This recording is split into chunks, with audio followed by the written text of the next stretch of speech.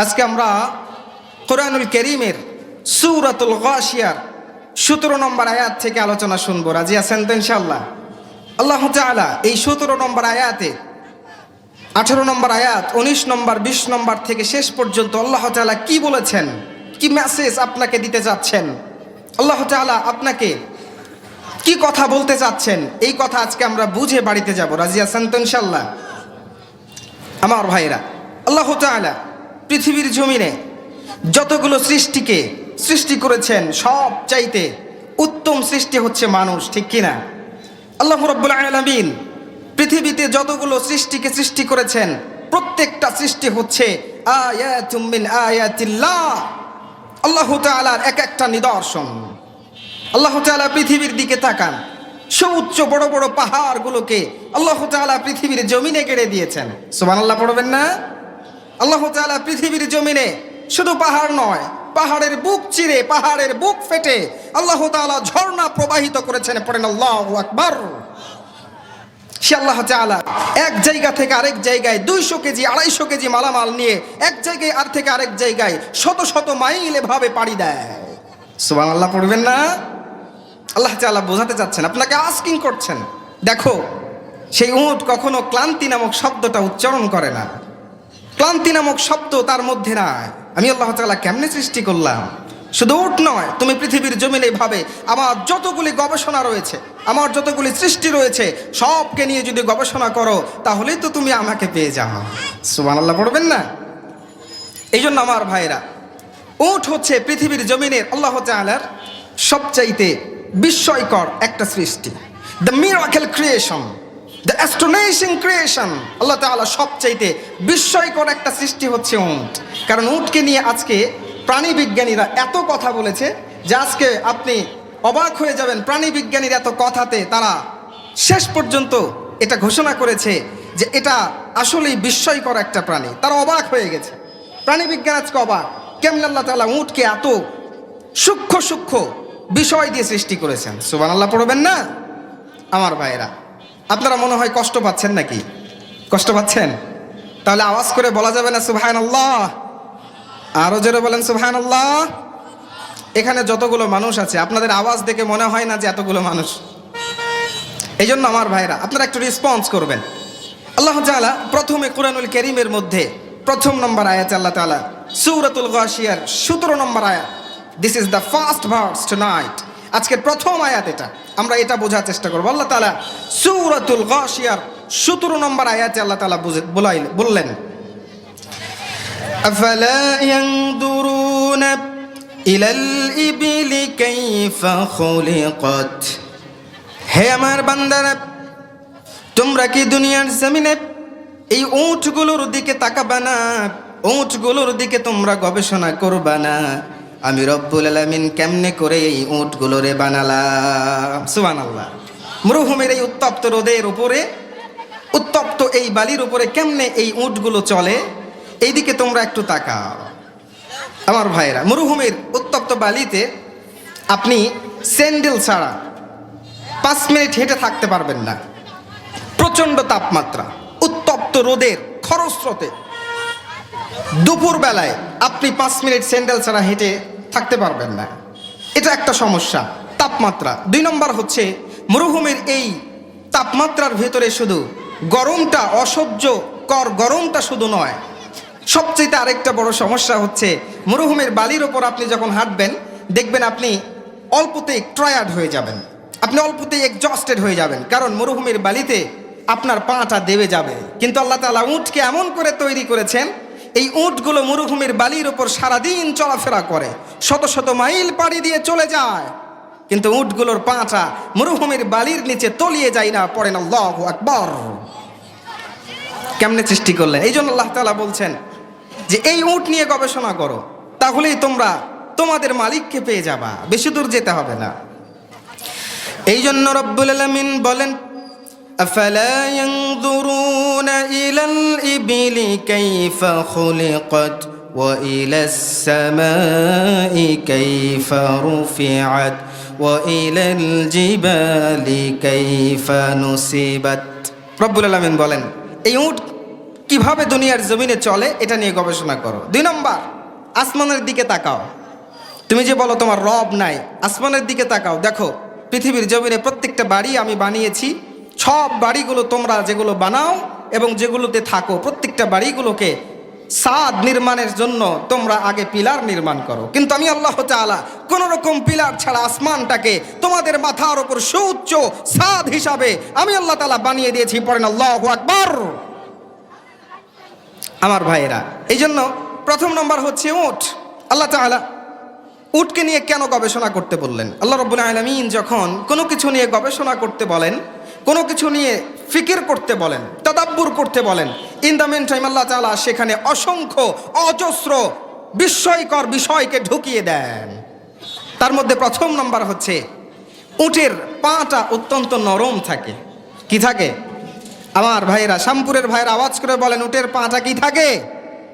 নরম থাকে। এই জন্য নরম থাকার কারণে এই পাটা আজকের মডার্ন সায়েন্স প্রমাণ করেছে বালির ভেতরে তলিয়ে যায় না। এই জন্য উটের ওপর 200 কেজি 250 কেজি পর্যন্ত বোঝা তারা পিঠে নিয়ে তারা চলতে থাকে, এরপরেও পাটা বালির ভেতরে তলিয়ে যায় না। পড়েন আল্লাহু আকবার, সুবহানাল্লাহ। এই জন্য আমার ভাইয়েরা, শুধু উটের এই পাটা নয়, আল্লাহ তাআলা উটকে এমন করে তৈরি করেছেন, আপনি দেখবেন উটের মুখের ভিতরে আল্লাহ তাআলা এত বিস্ময়কর বিষয়কে ঢুকিয়ে দিয়েছেন, যার ফলে মরুভূমির এই প্রাণীটা মরুভূমির উত্তপ্ত রোদের ভিতরে যখন খাবার পায় না, তখন এই মরুভূমির প্রাণীটা উত্তপ্ত রোদের ভিতরে ক্যাকটাসগুলোকে খায়। বড় বড় কাঁটাযুক্ত তরুলতা গুল্মলতাগুলোকে অনায়াসে চিবিয়ে ফেলতে পারে। সুবহানাল্লাহ পড়বেন না? অনায়াসে খেয়ে ফেলতে পারে। ও মিয়া, আপনি যদি এই গুল্মলতাগুলো যেগুলো কাঁটা বিশিষ্ট, এগুলো অন্য কোনো প্রাণীকে দেন, এই প্রাণী জীবনেও খাবে না। খাবে? গরুকে দিলে খাবে? খাবে না। কিন্তু উট অনায়াসেই এই ক্যাকটাসগুলো, পাহাড়ি অঞ্চলের এই গুল্মলতাগুলো, অনায়াসেই কাঁটাযুক্ত এই গুল্মলতাগুলো অনায়াসে খেয়ে সাবার করে দিতে পারে। সুবহানাল্লাহ পড়বেন না? কি আশ্চর্য, আপনারা কথাই বলেন না। সুবহানাল্লাহ আওয়াজ করে বলেন সুবহানাল্লাহ। কেন? উট কিভাবে এই কাঁটাযুক্ত তরুলতাগুলো খেতে পারে? কারণ হচ্ছে উটের মুখের ভেতরে 2 চোয়ালে মাড়িতে প্রচণ্ড আংটার ন্যায় শক্ত শক্ত কিছু, আঙ্গুরের ন্যায় শক্ত শক্ত কিছু গোল জিনিস রয়েছে, যার ফলে উট মরুভূমির এই কাঁটাযুক্ত গুল্মলতা খায়, কখনো তার মুখে কাঁটা বেঁধে যায় না। সুবহানাল্লাহ। এই জন্য আমার ভাইয়েরা, রব্বুল আলামিন বলেন, আফালা ইয়ানজুরুনা ইলাল ইবলি কাইফা খুলিকাত। ও আমার দুনিয়ার জমিনের বান্দারা, তোমরা যে বলো আমি রব, পৃথিবীর জমিনে নাই রব বলে কোনো কিছুই নাই, তোমরা একটাবার উটের দিকে তাকাও, উটকে নিয়ে গবেষণা করো। 3 নম্বর, উট মরুভূমির এই আশ্চর্যকর মিরাকেল অ্যানিমেলটা মরুভূমিতে যখন পানি পান করে, উট একই সাথে 150 থেকে 200 লিটার পর্যন্ত পানি পান করে ফেলতে পারে। সুবহানাল্লাহ পড়বেন না? 150 থেকে 200 লিটার পানি একেবারে একই বসাতে সাবার করে দিতে পারে। আল্লাহু আকবার। কেমনে এটা সম্ভব? কারণ মরুভূমির এই প্রাণীটার ভেতরে, তাদের শরীরের ভেতরে পানি জমিয়ে রাখা, রিজার্ভ করে রাখার একটা রিজার্ভেশন স্থান রয়েছে। পড়েন সুবহানাল্লাহ। এই জায়গায় পানিটা রিজার্ভ করে। যখন মরুভূমির এই পানিটা প্রচণ্ড পরিমাণে ক্লান্ত হয়ে যায়, প্রচণ্ড পরিমাণে যখন রোদের তাপমাত্রায় যখন ক্লান্ত হয়ে যায়, এই জায়গা থেকে আবার নতুন করে পানি নিয়ে চলতে পারে। সুবহানাল্লাহ। যখন প্রয়োজন তখন পানি নেয়। এই জন্য আজকের মডার্ন সায়েন্স প্রমাণ করেছে, শুধু 1 দিন নয় 2 দিন নয়, একটা বার যখন উটটা কোথাও বসে 200 লিটার পর্যন্ত পানি পান করে ফেলতে পারে। আর একটা বার যখন পানি পান করে উট, একটা বার পানি পান করলে এই উটটা প্রায় টানা 1 মাস পর্যন্ত আর পানি ছাড়া নিজেরাই চলতে পারে। সুবহানাল্লাহ। এই জন্য মরুভূমিতে তো পানি নাই, মরুভূমিতে তো আপনি সচরাচর প্রাণী দেখতে পাবেন না। মাইলের পর মাইল হেঁটে যাবেন কিন্তু পানি নাই, মাইলের পর মাইল হেঁটে যাবেন, কোনো কুয়া নাই, কোনো কূপ নাই, কোনো পানির ব্যবস্থা নাই। ইন দ্য মিন টাইম রব্বুল আলামিন এমন করে উটটারে বানালেন, উটের দিকে তাকাও, তোমাদেরকে যদি আমি রব্বুল আলামিন উট না দিতাম পৃথিবীর জমিনে মরুভূমিতে তোমরা চলতে পারতা না, চলতে পারতা না। কারণ এই মরুভূমিতে তুমি যদি গরু নিয়ে চলতা বা অনুরূপ কোনো একটা পশু নিয়ে চলতে হতো, তাহলে তার প্রাণীর প্রয়োজন প্রতিনিয়ত লাগত। এই জন্য এই প্রাণীর প্রয়োজন প্রতিনিয়ত থাকার কারণে সবচেয়ে বড় কঠিন হতো পানি না থাকার কারণে ওই প্রাণীটা আপনাকে নিয়ে মরুভূমির এই পথগুলো আর অতিক্রম করতে পারত না। সুবহানাল্লাহ, আল্লাহ তাআলা কিভাবে ওই উটটাকে বানালেন। 150 থেকে 200 লিটার পর্যন্ত পানি এক বসাতেই সাবার। আবার শুধু তাই নয়, এই উটটা একবার যদি 200 লিটার পানি পান করে নেয়, তাহলে এই পানিটা রিজার্ভ করে নেয়, আর যখন ইচ্ছা তার শরীর থেকে আবার বের করে ব্যবহার করতে পারে। এই জন্য উটের মাথার উপরে, উটের গায়ের উপরে দেখবেন কুঁজ রয়েছে। এই কুঁজটা হচ্ছে চর্বির আধার, খাদ্যকে সংযোজন করে রাখে এখানে। আমরা যারা অত্যন্ত পরিমাণে ফ্যাটি রয়েছি, মোটা রয়েছি, এই মোটা মানুষগুলো দেখবেন 2 বেলা 3 বেলা না খেলেও সমস্যা হয় না। কেন? কারণ তার ভেতরের যে চর্বিগুলো আছে, আজকের মডার্ন সায়েন্স, মেডিকেল সায়েন্স এটাকে প্রুভড করেছে, আপনার যখন অভুক্ত থাকেন, ক্ষুধার্ত থাকেন, এই চর্বিগুলো গলে গলে আপনার খাদ্যের কাজ করে। সুবহানাল্লাহ পড়বেন না মনে হয়। উটটা এই যে চোট থাকে, উটের কুঁজ থাকে, এই কুঁজের উপর উটের অসংখ্য চর্বিগুলো জমা থাকে। এই জন্য উটটা একাধারে 6 মাস পর্যন্ত কোনো খাবার না খেয়ে দুনিয়ার জমিনে সে চলতে পারে। সুবহানাল্লাহ, চিন্তা করতে পারছেন? একাধারে 6 মাস এই কুঁজ আর এই পানির রিজার্ভেশন থেকে পানি নিয়ে কুঁজ থেকে গলিত চর্বিগুলোকে খাদ্য আকারে বিক্রি করে ব্যবহার করে উটটা তার শরীরের মধ্যে খাদ্যের এই আঞ্জামটা দিয়ে থাকে, যার ফলে 6 মাস পর্যন্ত তার আর খাওয়া লাগে না। যদি খাদ্যের সংকট হয়ে যায়, যদি খাদ্যের প্রভাব এত বেশি হয় যে খাদ্য পাওয়া যাচ্ছে না, যেমন দুর্ভিক্ষের সময়, এই সময়গুলোতে উট তার কুঁজ থেকে চর্বি নিয়ে খাদ্যের কাজ করে এবং তার রিজার্ভেশন স্থান থেকে পানি নিয়ে পানিটাকে ব্যবহার করে, যার ফলে উট 6 মাস পর্যন্ত মরুভূমির উত্তপ্ত রোদের ভিতরে উট 6 মাস পর্যন্ত চলতে পারে। পড়েন আল্লাহু আকবার। আবার আমার ভাইয়েরা, রব্বুল আলামিন উটটাকে এমন করে বানালেন, উটটা মরুভূমির উত্তপ্ত বালির ভেতরে তার মাথাটা গুজে একাধারে 1 দিন নয় 2 দিন নয়, উটটা একাধারে 17 দিন পর্যন্ত থাকতে পারে। সুবহানাল্লাহ।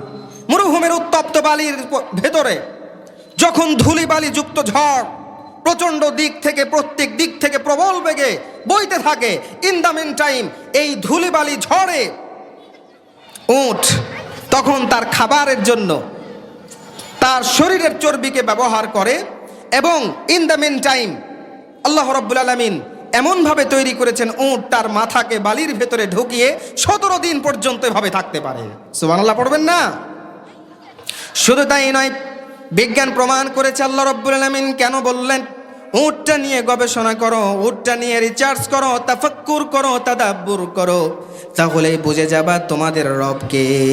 কারণ হচ্ছে এই উটটাকে আল্লাহ তাআলা এমন সিস্টেম করে বানিয়েছেন, ওয়েল ডেকোরেটেড করে বানিয়েছেন আল্লাহ তাআলা। এই উট হচ্ছে মহাবিশ্বের বিস্ময়কর একটা প্রাণী। কারণ আমাদের প্রত্যেকের চোখের পাপড়ি কয়টা? কথা বলেন না, চোখের পাপড়ি কয়টা? আমাদের প্রত্যেকের চোখে একটা করে পাপড়ি আছে, 2 চোখে 2টা, ঠিক কিনা? কিন্তু উটের পাপড়িটা 2 চোখে একটা করে নয়, প্রত্যেকটা চোখে আল্লাহ রাব্বুল আলামিন উটকে 2টা করে পাপড়ি দিয়েছেন। পড়েন আল্লাহু আকবার। কেন দিয়েছেন? কারণ মরুভূমিতে আপনি যখন চলবেন, আপনি যখন মরুভূমিতে ওয়াক করবেন, ওয়ান্ডার করবেন, আপনি ইন দ্য মেন টাইম আপনি ফিল করবেন মরুভূমির চতুর্দিক থেকে বাতাস আসে। আমি পিরামিডে যাওয়ার পর দেখলাম মরুভূমির চতুর্দিকে বালি আর বালি। আপনি দেখবেন ওই সময় চতুর্দিক থেকে স্পেসটা ফাঁকা হওয়ার কারণে, যদিও রোদের তাপমাত্রা, কিন্তু চতুর্দিক থেকে বাতাস আছে না নাই? এই বাতাসগুলোতে ধুলিবালি যুক্ত বাতাসটা হওয়ার কারণে তার চোখের ভেতরে বালি যেন না চলে যায়, এই জন্য আল্লাহ তাআলা উটটাকে দুইটা পাপড়ি দিয়ে, প্রত্যেকটা চোখে দুইটা করে পাপড়ি দিয়ে বানিয়েছেন। সুবহানাল্লাহ পড়বেন না আমার ভাইয়েরা? আল্লাহ তাআলা দুইটা করে পাপড়ি দিয়ে বানালেন। এই জন্য আমার ভাইয়েরা, মরুভূমির প্রচণ্ড ঝড় যখন শুরু হয়ে যায়, প্রচণ্ড ঝড় যখন চতুর্দিক থেকে ধুলোবালি যুক্ত ঝড় শুরু হয়ে যায়, ইন দ্য মিন টাইম মরুভূমিতে উটের কোনো রকম চোখ বন্ধ করতে হয় না, চোখ খোলা রেখেই পথ চলতে পারে। সুবহানাল্লাহ। একটা পাপড়ি দিয়ে ওই মরুভূমির ঝড়, ওই মরুভূমির ধুলিবালি যুক্ত ময়লা এগুলোকে রক্ষা করে, আরেকটা পাপড়ি খোলা রেখে সে দিব্যি এক জায়গা থেকে আরেক জায়গায় চলতে পারে। সুবহানাল্লাহ। চিন্তা করেন একটাবার, রব্বুল আলামিন যদি এই মরুভূমিতে উটটাকে দুইটা করে প্রত্যেকটা চোখে পাপড়ি না দিতেন, তাহলে আপনাকে আমাকে উটটা মরুভূমির এই প্রচণ্ড রোদের তাপমাত্রায়, প্রচণ্ড উত্তপ্ত বালির উপরে মরুভূমি, আপনাকে আমাকে উটটা নিয়ে চলতে পারতো না। কারণ চতুর্দিক থেকে বাতাস আছে না? এই বাতাসে বালিগুলো মিক্স হয়ে তার চোখে ঢুকে যেত, যার ফলে আপনি চলতে পারতেন না, সে চলতে পারতো না। এই জন্য আল্লাহর হাবিব সাল্লাল্লাহু আলাইহি সাল্লাম বলেছেন, এই মরুভূমির বালির ওপরে একটা উট যখন কোনো মানুষকে নিয়ে চলতে থাকে, কোনো মুসাফিরকে নিয়ে চলতে থাকে, ইন দ্য মিন টাইম ওই মুসাফির ক্লান্ত হয়ে, পথিক যখন ক্লান্ত হয়ে যায়, মরুভূমির কোনো জায়গায় যদি কোনো গাছ দেখতে পায়, তাহলে ওই গাছের ছায়ায় যখন ওই লোকটা আশ্রয়ের জন্য, বিশ্রামের জন্য, ক্লান্তিটা নিবারণ করার জন্য যদি বসে যায়, আর ইন দ্য মিন টাইম তার উটটা তার খাদ্য পানি সহ যদি হারিয়ে যায়, তাহলে ইন দ্য মিন টাইম লোকটা পেরেশানি হয়ে যায়। পেরেশানি হয় না? কারণ মরুভূমির এটা হচ্ছে জাহাজ, দ্য শিপ, এটা হচ্ছে মরুভূমির জাহাজ। এই জাহাজ একবার হারিয়ে গেলে মরুভূমিতে আপনার মৃত্যু ছাড়া আর কিছু নাই। ও মিয়া, আপনি মনে করবেন মরুভূমিতে একটা দৌড় দিয়ে কোনো একটা প্রান্তে উঠে যাব, পারবেন না। সাহারা মরুভূমিতে শুধু বালি আর বালি, চতুর্দিকে শুধু বালি। এই বালির শুরু আছে, শেষ নয়। এই বালি একবার শুরু হলে চতুর্দিকে শুধু, যতদূর দৃষ্টি যায় ততদূর শুধু বালি থাকবে। বঙ্গোপসাগরে চলে যাবেন, যাদের অভিজ্ঞতা আছে, কক্সবাজার, সেন্ট মার্টিন দ্বীপে আপনি যাবেন, দেখবেন যতদূর চোখ যায় শুধু দেখবেন পানি আর পানি। এই পানির সাথে প্রত্যেকটা ঢেউগুলো সাগরের, সমুদ্রের পৃষ্ঠ থেকে তৈরি হয়ে আপনাকে সে আঘাত করছে। এই ঢেউগুলো আঘাত করে আপনাকে দেখবেন ভিজিয়ে দিচ্ছে, আবার পাশেই দেখবেন অসংখ্য অজস্র ফেনা তৈরি হচ্ছে। সুবহানাল্লাহ পড়বেন না? আল্লাহর হাবিব সাল্লাল্লাহু আলাইহি সাল্লাম বললেন, এই যে সমুদ্রে চলে গেলে তোমরা দেখো এই ফেনা, অজস্র ঢেউয়ের মাধ্যমে তৈরিকৃত এই ফেনা যে তোমরা দেখো, এই ফেনা পরিমাণও যদি তোমাদের পাপ হয়ে থাকে, তাহলে আল্লাহ তাআলার কাছে আস্তাগফিরুল্লাহ ওয়া আতুবু ইলাইক, আস্তাগফিরুল্লাহ আল্লাযী লা ইলাহা ইল্লা হুয়াল হাইয়ুল কাইয়্যুম ওয়া আতুবু ইলাইক, এই দোয়া বললেই তোমাদের এই সমুদ্রের অজস্র ফেনা পরিমাণ পাপকে আল্লাহ তাআলা মাফ করে দিবে। সুবহানাল্লাহ জোরে পড়বেন না আমার ভাইরা? তো এই সমুদ্রে গেলে দেখবেন আপনি শুধু চতুর্দিকে শুধু পানি আর পানি। এই পানির শুরু আছে, শেষ নাই। মরুভূমিতে আপনি গেলে দেখবেন বালি, এই বালির শুরু আছে, চতুর্দিকে শুধু বালি আর বালি, বালির শেষ নাই। তা আপনি মরুভূমিতে চলতে চলতে আপনার বাহনটা হারিয়ে গেছে, ওই বাহনে খাবার পানি সব কিছু আছে আপনার। এবার বাহন যদি না পান, হেঁটে হেঁটে কয়দিন যাবেন? আপনি মরুভূমির এই প্রচণ্ড তীব্রতায়, রোদের তাপমাত্রায় অল্পতেই এক্সজস্টেড হয়ে যাবেন, টায়ার্ড হয়ে যাবেন, যার ফলে আপনার জীবনটা নাশের উপক্রম হবে, আপনি মারা যেতে পারেন। আল্লাহর হাবিব সাল্লাল্লাহু আলাইহি সাল্লাম বলেন, এই সাহাবী যখন মরুভূমির উত্তপ্ত বালির উপর এভাবে চলতে গিয়ে ক্লান্ত হয়ে গাছের ছায়ায় আশ্রয় নিয়েছে, ইন দ্য মিন টাইম ঘুমিয়ে গেছে, হঠাৎ করে ঘুম থেকে উঠে দেখে তার বাহনটা নাই, টেনশনে পড়ে যায়। এবার লোকটা যেমন টেনশনে পড়ে যায়, লোকটা যেমন পেরেশানিতে পড়ে যায়, লোকটা যেমন খুব বেশি টেনশন হয় জীবনটা নিয়ে, আর বাড়ি যেতে পারবে কিনা এটা তেমন বলতে পারে না। এই জন্য আল্লাহর হাবিব বললেন, ইন দ্য মেন টাইম হঠাৎ করে আবার যখন দেখে মরুভূমির ওই ফাঁকা নির্জন স্পেসে যখন তার ওই উটটা আবার তার খাদ্য সহ পানীয় সহ ফিরে আসে, তখন যেমন লোকটা খুশি হয়ে যায়, তোমাদের রিটার্ন ব্যাক করা, কাম ব্যাক করার কারণে, গোনা থেকে কাম ব্যাক করার কারণে তোমাদের উপর ওই ব্যক্তির চাইতেও রব্বুল আলামিন খুশি হয়ে যায়। সুবহানাল্লাহ। আপনি গোনা করেছেন, শর্টকামিংস, আপনার অনেক সিন, অনেক গোনা করেছেন। আল্লাহর হাবিব বলছেন, এই যে মরুভূমিতে যে লোকটা একটু আগে উটটাকে হারিয়ে ফেলেছে, তার খাদ্য পানি সব কিছু এই উটের উপর ছিল, আবার উটটাকে পাওয়ার পর নিজের জীবনকে ফিরে পাওয়ার মতো আনন্দ উৎফুল্লে ফেটে পড়ে, তেমন ভাবে কোনো বান্দা গুনাহ থেকে ফিরে এসে আল্লাহর দরবারে তাওবা করলে ওই বান্দার উপর আল্লাহ তাআলা খুশি হয়ে যায়। আমার ভাইয়েরা, এই জন্য মরুভূমির উটগুলোর জন্য বিজ্ঞান আজকে প্রমাণ করেছে, শুধু তাই নয়, মরুভূমির প্রত্যেকটা উট যখন মরুভূমিতে চলতে থাকে, এই মরুভূমির উটটা শুধু বোঝাটা তোমাকেই নিয়ে বহন করে না, বরং বিজ্ঞান প্রমাণ করেছে প্রায় 200 থেকে 250 মন পর্যন্ত বোঝা উট নিয়ে বহন করতে পারে। সুবহানাল্লাহ, সুবহানাল্লাহ পড়বেন না? 200 থেকে 250 মন পর্যন্ত। আপনি তো আছেনই, আপনি তার উপর আছেন, আবার 200 থেকে 250 আপনার পিছনে বোঝা আছে। এতগুলো বোঝা নিয়ে উট আপনাকে নিয়ে মরুভূমিতে মাইলের পর মাইল চলে। মরুভূমি একটা দিন একটা ঘন্টায় যত দ্রুত বেগে চলে, এই মরুভূমির বিস্ময়কর প্রাণীটা, মরুভূমির উত্তপ্ত বালিকাময় রোদের তাপমাত্রার নিচে মরুভূমির এই প্রাণীটা 1 ঘন্টায় প্রায় 40 মাইল পর্যন্ত চলে যেতে পারে। সুবহানাল্লাহ, 40 মাইল পর্যন্ত যেতে পারে। আপনি হেঁটে হেঁটে কতটুকু যাবেন? কিন্তু উট ঘোড়ার চাইতে তাদের দ্রুতিটা, স্পিডটা একটু কম। ঘোড়া অনেক দ্রুত চলতে পারে, কিন্তু উট সেভাবে চলতে পারে না। এই জন্য উট হচ্ছে মরুভূমির জাহাজ। উটকে কেন্দ্র করে মরুভূমিতে সভ্যতা তৈরি হয়েছে। উট যদি না থাকতো, মরুভূমিতে কোনো সভ্যতা টিকে থাকতে পারতো না। সভ্যতার ধারক এবং বাহক হচ্ছে এই উট। পড়েন আল্লাহু আকবার। আল্লাহ তাআলা উট দিয়ে কেন উদাহরণ দিচ্ছেন? কারণ মক্কার লোকেরা ঈমান আনে নাই। আল্লাহ তাআলা তাদের কাছের সবচাইতে প্রিয় জিনিস মরুভূমির এই জাহাজটা দিয়েই উদাহরণ দিয়ে বুঝাচ্ছেন, দেখো আমি আল্লাহ তাআলা কেমনে করে উটটাকে বানালাম। এই উট নিয়ে যে তোমরা প্রতিনিয়ত মক্কার অলিতে গলিতে, মক্কার প্রত্যেকটা মরুভূমির জায়গাগুলোতে তোমরা বিচরণ করো, সেই উটকে নিয়ে গবেষণা করো, তাহলেই তো আমাকে পেয়ে যাও। তোমরা কেন এরপরেও বলো মোহাম্মদকে মানি না? মোহাম্মদ মজনুন, মোহাম্মদ শায়ের, মোহাম্মদ কবি। মোহাম্মদ সবগুলো বানিয়ে বানিয়ে বলে। নাউজুবিল্লাহ পড়বেন না? আমার ভাইয়েরা, শুধু তাই নয়, রব্বুল আলামিন বলেন, ওয়াতাহমিলু আথকালাকুম ইলা বালাদিন লাম তাকুনু বিবালিগিহি ইল্লা বিশিক্কিল আনফুস ইন্না রাব্বাকুম লারাউফুর রহিম।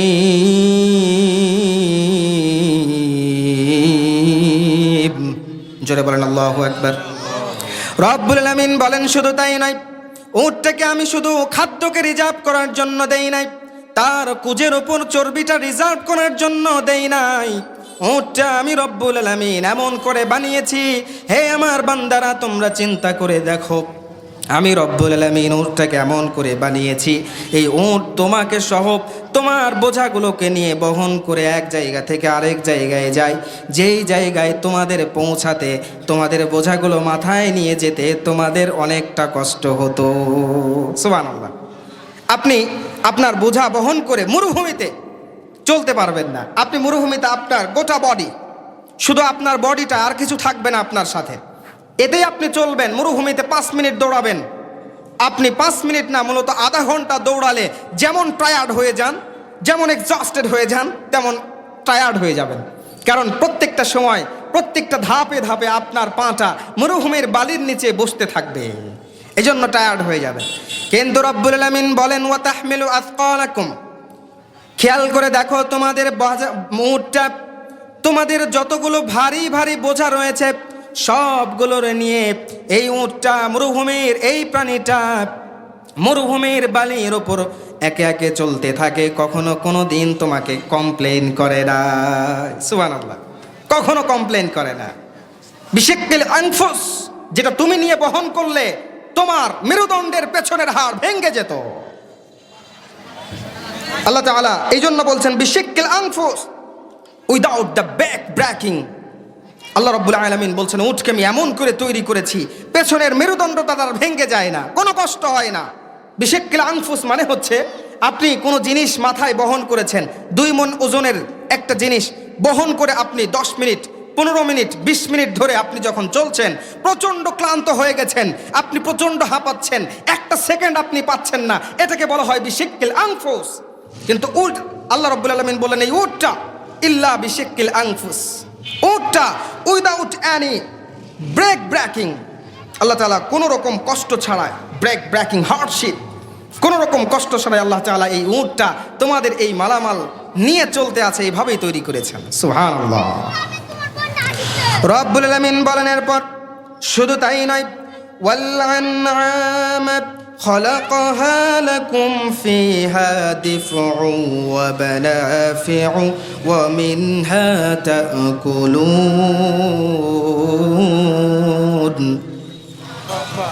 রব্বুল আলামিন বলেন শুধু তাই নয়, চতুষ্পদ যতগুলো সৃষ্টি আমি জন্তু সৃষ্টি করেছি সবগুলোর মধ্যে এই উটটা হচ্ছে অন্যতম।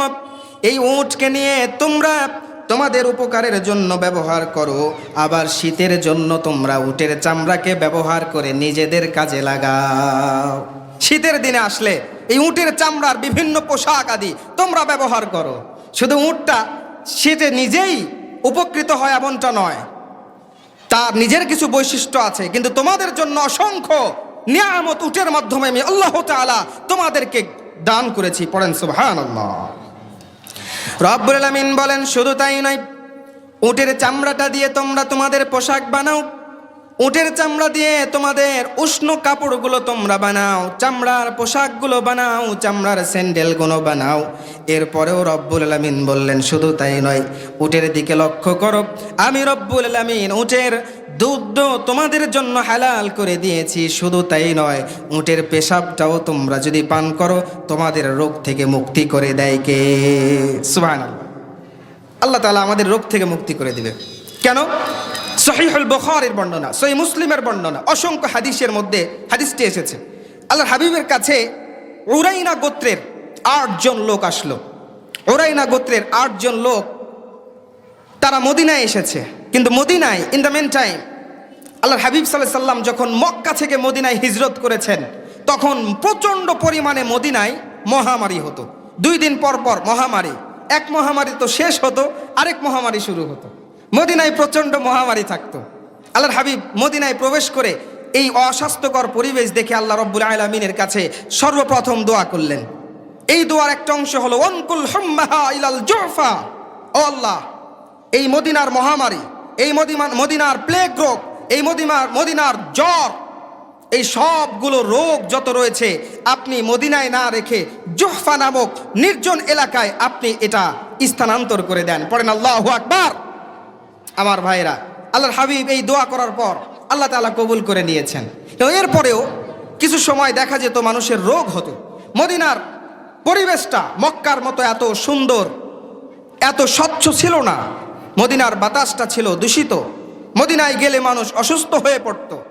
উরাইনা গোত্রের 8 জন লোক তারা মদিনায় সফর করার পর তারা কিছুদিনের মধ্যে এবং সাম ডেজ তারা অসুস্থ হয়ে গেল। আল্লাহর হাবিবকে এসে বললেন, ইয়া রাসূলুল্লাহ, ইয়া হাবিব আল্লাহ, আমরা অসুস্থ হয়ে গেছি, আমরা কি করব?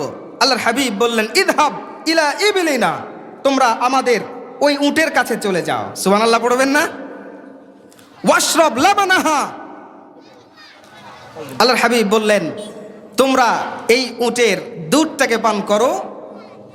আল্লাহর হাবিব বললেন যে ওয়া বাউলিহা, আল্লাহ রাসূল সাল্লাল্লাহু আলাইহি ওয়াসাল্লাম বললেন উটের দুধটা এবং মূত্রটা তোমরা পান করো, তাহলে তোমাদের অসুস্থতা থেকে শেফা দান করবেন কে? এবার উরাইনা গোত্রের সকলে মিলে এবার আল্লাহর হাবিবের ইনস্ট্রাকশন ফলো করে তারা এবার রাসূল সাল্লাল্লাহু আলাইহি ওয়াসাল্লামের যুদ্ধের ময়দান থেকে পাওয়া যতগুলো উট রয়েছে সব উটের নিকটে তারা চলে গেল। সুবহানাল্লাহ। আল্লাহর হাবিবের কথা মতো উটের নিকটে যাওয়ার পর এই লোকগুলো এবার উটের দুধটাকে দহন করলো, আর রাসূল সাল্লাল্লাহু আলাইহি ওয়াসাল্লাম যে বলেছেন তোমরা উটের দুধ সহ এবং উটের মূত্র সহ পান করবা, তাহলেই তোমরা শিফা পাবা। লোকগুলো এবার উটের দুধ এবং মূত্র কয়েকদিন ধরে পান করা শুরু করে দিল।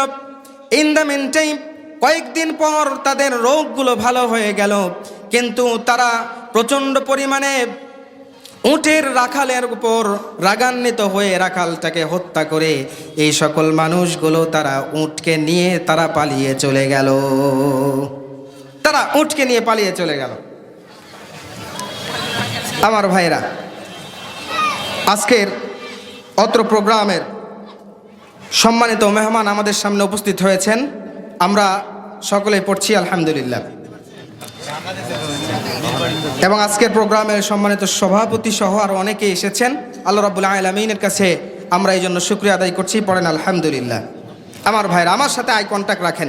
আমি কি বলছি, কি বোঝাতে চাচ্ছি, আমার সাথে আই কন্ট্যাক্ট রাখবেন, তাহলে আপনি আজকের আলোচনা বুঝবেন। আই কন্ট্যাক্ট আমার সাথে হবে। এই জন্য এই লোকগুলো এবার উটকে যখন পেল, এই রোগ থেকে ভালো হয়ে গেল, তার দুধ এবং মূত্র পান করার পর যখন তারা ভালো হয়ে গেল, সুস্থ হয়ে গেল, তখন একটা গুনাহের কাজ করে ফেললো। কি কাজ করে ফেললো? তারা উটের এই রাখালটাকে হত্যা করলো, 1 নম্বর। 2 নম্বর, তারা উটগুলোকে নিয়ে পালিয়ে চলে গেল। তারা মনে করলো এই উটগুলো আমাদের শেফা দিতে পারে, এই উটগুলোর মধ্যে বিস্ময়কর বিষয় ঢুকে আছে। এই জন্য তারা উটকে নিয়ে পালিয়ে চলে গেল এবং উটের রাখালকে হত্যা করে চলে গেল। বিশ্ব নবীর কাছে খবরটা পৌঁছালো, ইয়া রাসূলুল্লাহ, ইয়া হাবিবাল্লাহ, আমাদের উটগুলোকে এই উরাইনা গোত্রের লোকেরা তারা আমাদের উটগুলোকে নিয়ে পালিয়ে চলে গেছে এবং রাখালকে তারা হত্যা করে ফেলেছে। আল্লাহর হাবিব বললেন, যাও তোমরা কয়েকজন ওই লোকটাকে ধরো, তাদের গোত্রের লোকদের ধরো, বন্দি করো। সাহাবায়ে কেরাম পিছনে পিছনে ধাওয়া করলেন। উরাইনা গোত্রের 8 জন লোককে তারা একে একে বন্দি করলেন। বন্দি করে বিশ্বনবীর সামনে নিয়ে আসা হলো। মরুভূমির উত্তপ্ত বালির ওপরও তাদেরকে বেঁধে ফেলা হলো। এরপর বেঁধে ফেলার পর আল্লাহর হাবিব বললেন, এদের জন্য শাস্তি হলো তাদের ডান চোখ এবং বাম হাতগুলো কর্তন করো। হাতের একটা করে অংশ, পায়ের একটা করে অংশ এবং তাদের চোখগুলো লোহার উত্তপ্ত রড দিয়ে তাদের চোখগুলো উপড়ে ফেলা হলো। এই জন্য ইন দ্য মিন টাইম প্রচণ্ড পরিমাণে উরাইনা গোত্রের লোকগুলো চিৎকার চেঁচামেচি করতে লাগলো। কিন্তু আল্লাহ রাব্বুল আলামিনের নবী তাদেরকে বাধা অবস্থায় এই মরুভূমির উত্তপ্ত বালির উপর ছেড়ে দিলেন। নাউজুবিল্লাহ। কারণ তাদের অপরাধ করেছে। এই অপরাধ মার্জনীয় নয়। তোমরা এসেছিলে আমার কাছে যে এই প্রচণ্ড রোগ আমরা সারতে পারছি না, ওষুধ খাচ্ছি, বিভিন্ন রকম ট্রিটমেন্ট আমরা গ্রহণ করছি, ইয়া রাসূলুল্লাহ, এইগুলো আমাদের ভালো হয় না। আল্লাহর হাবিব বললেন, যাও উটের দুধ এবং এটার মূত্র তোমরা পান করো, তাহলেই তোমাদের শিফা দান করবে কে? আল্লাহর হাবিবের কথা শুনে তারা পান করলো। আল্লাহ শিফাও দিলেন, কিন্তু সর্বশেষ বিশাল একটা পাপ করলো। এই জন্য আল্লাহ রাব্বুল আলামিনের নবী বলছেন, এদের কোনো ক্ষমা নাই, এদের চোখগুলোকে উপড়িয়ে নাও, এদের হাতগুলো কর্তন করো, পাগুলো কর্তন করো। ইসলাম খুব শান্তির ধর্ম, কিন্তু ইসলামের বিরুদ্ধচারণ করলে, ইসলামের বিরোধিতা করলে, ইসলামকে নিয়ে অবমাননা করলে, রাসূলকে নিয়ে কটূক্তি করলে ইসলামের জায়গায় কঠোর হয়েছে। কথা বলো ঠিক কিনা? আমার ভাইরা, এরপরেও বাংলাদেশের দ্বিতীয় স্বাধীনতার পরে আমরা কিছু সময় লক্ষ্য করছি বাংলাদেশে বিভিন্ন জায়গায় মুসলমানদেরকে উস্কানি দেওয়ার জন্য, মুসলমানদেরকে ময়দানে ঝাঁপিয়ে পড়ার জন্য বিভিন্ন সময় হিন্দুত্ববাদী হোক কিংবা বিভিন্ন ইসলামের বিরুদ্ধচারণকারী এমন কিছু লোক ইসলামের বিরুদ্ধচারণ করেছে, ঠিক কিনা? এই মানুষগুলো বিভিন্ন সময় উস্কে দেওয়ার চেষ্টা করছে। কিন্তু ইসলাম শান্তির ধর্ম, জেনে রাখো। তোমরা যদি বিরুদ্ধবাদী এই বিরুদ্ধচারণ মনোভাব শেষ করতে না পারো, তোমরা যদি ইসলামের নামে এগুলোকে চালিয়ে দাও, তোমরা যদি কোরআনুল কারীমকে নিয়ে অবমাননা করো, কোরআনের অসম্মান হয়, রাসূলের অসম্মান হয়, এমন কোনো কথা বলো, তাহলে বাংলার 16 কোটি মুসলমান আর বসে থাকবে না। কথা বলেন ঠিক কিনা? কারণ বাংলার দ্বিতীয় স্বাধীনতার পরে আমার মনে হয় প্রত্যেকটা মানুষের আজকে জবান আল্লাহ তাআলা খুলে দিয়েছেন, ঠিক কিনা বলেন? এই জন্য আজকে আমরা আর বসে থাকতে চাই না, বসে থাকতে চাই। আমরা প্রত্যেকটা অসত্যের জবাব আমরা আজকে দিতে প্রস্তুত। প্রত্যেকটা নির্যাতন, নিপীড়ন, জুলুম, নিষ্পেষণ যেগুলো করা হয়েছে প্রত্যেকটার বিরুদ্ধে এক একটা করে আজকে জবাব দেওয়া হবে। কথা বলেন ঠিক কিনা? এই জবাব হবে কোরআন এবং হাদিস মতে। কারণ ইসলামের সবচেয়ে নরম খলিফা ছিলেন হযরতে আবু বকর, এবং ইসলামের সবচেয়ে গরম এবং তেজদীপ্তি খলিফা ছিলেন সাইয়েদনা ওমর রাদিয়াল্লাহু তাআলা আনহু। সুতরাং ইসলামের মধ্যে নরম মানুষেরও দরকার আছে, ইসলামের মধ্যে আবার গরম কিছু মানুষেরও দরকার আছে না নাই? আমার ভাইরা, আল্লাহর হাবিব বললেন, এদের চোখগুলো উপড়িয়ে নাও, এদের হাত পা গুলো কর্তন করে এদেরকে বেঁধে যতক্ষণ পর্যন্ত তারা না মারা যায় এই মরুভূমির উত্তপ্ত বালির উপর তাদেরকে এভাবে ফেলে রাখো। আমার ভাইয়েরা, উরাইনা গোত্রের এই সব লোকগুলো একে একে যখন চোখগুলো উপড়িয়ে নেওয়া হলো, হাত এবং পা গুলো যখন একে একে কেটে ফেলা হলো, এই মানুষগুলো এবার উত্তপ্ত বালির ওপর এইভাবে পড়ে থাকতে থাকতে রক্তক্ষরণ হতে হতে তারা একটা সময় দুনিয়ার জমিন থেকে চলে গেল। নাউজুবিল্লাহ। তাহলে এখান থেকে এই বিখ্যাত হাদিস থেকে আমরা কি বুঝলাম? যে আল্লাহ তাআলা উটের চামড়া শুধু না, কোরআনুল কারীমে শুধু চামড়ার কথা বলা হয়েছে না, আল্লাহ তাআলা চামড়া দিয়ে বোঝাতে চাচ্ছেন, উপকৃত হওয়া দিয়ে বোঝাতে চাচ্ছেন আল্লাহ তাআলা যে উটের দুধ থেকেও তোমরা উপকৃত হতে পারো, উটের মূত্র থেকেও উপকৃত হতে পারো। সৌদি আরবের বিখ্যাত একজন ইসলামিক সায়েন্টিস্ট, সৌদি আরবের বিখ্যাত এই সায়েন্টিস্ট, তিনি গবেষণা করেছেন এই উটকে নিয়ে। অসংখ্য গবেষণা তার রয়েছে। আমার ভাইরা, উটকে নিয়ে গবেষণা করে তিনি বলেছেন উটের তো দুধটা অনেক উপকারী, আর উটের মূত্রটা মানুষ যদি পান করে তাহলে এই মূত্রর মাধ্যমেও মানুষ উপকৃত হতে পারে। পড়েন সুবহানাল্লাহ। তিনি প্রমাণ করেছেন যাদের বন্ধ্যাত্ব রয়েছে, যাদের বাচ্চা কাচ্চা হয় না, এদেরকে তোমরা উটের মূত্র দিয়ে চিকিৎসা করাও, তাহলে তাদের এই রোগ থেকে তারা শেফা পাবে। পড়েন সুবহানাল্লাহ। যাদের অ্যালার্জি রয়েছে, যাদের বিভিন্ন সময় চুলকানি হয়, যাদের দাঁত রোগ রয়েছে, তোমাদের যাদের কোলেস্টেরল বেড়ে গেছে, তোমাদের প্রত্যেকের যাদের বিভিন্ন রকম হৃদরোগের সমস্যা আছে, তোমরা উটের মূত্র পান করো, তোমাদের এই রোগ থেকে শেফা দিয়ে দিবে কে? আমার ভাইরা, তিনি প্রমাণ করেছেন। এই জন্য উটের শুধু দুগ্ধ নয়, উটের দুধের মধ্যে যে উপকারিতা আছে অনুরূপ উপকারিতা উটের পেশাবের মধ্যেও আল্লাহ তাআলা দিয়েছেন। সুবহানাল্লাহ পড়বেন না? তাহলে উটের কোন অংশটা বাদ যায় না।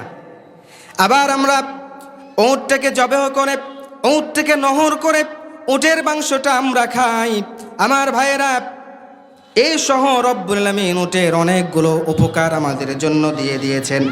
এই জন্য রব্বুল আলামিন উটের ব্যাপারে কুরআনুল কারীমের মধ্যে বলেছেন, আফালা ইয়ানজুরুনা ইলাল ইবিলি কাইফা খুলিকাত, তোমরা কি উটের দিকে তাকাবা না, উটটারে নিয়ে গবেষণা করবা না?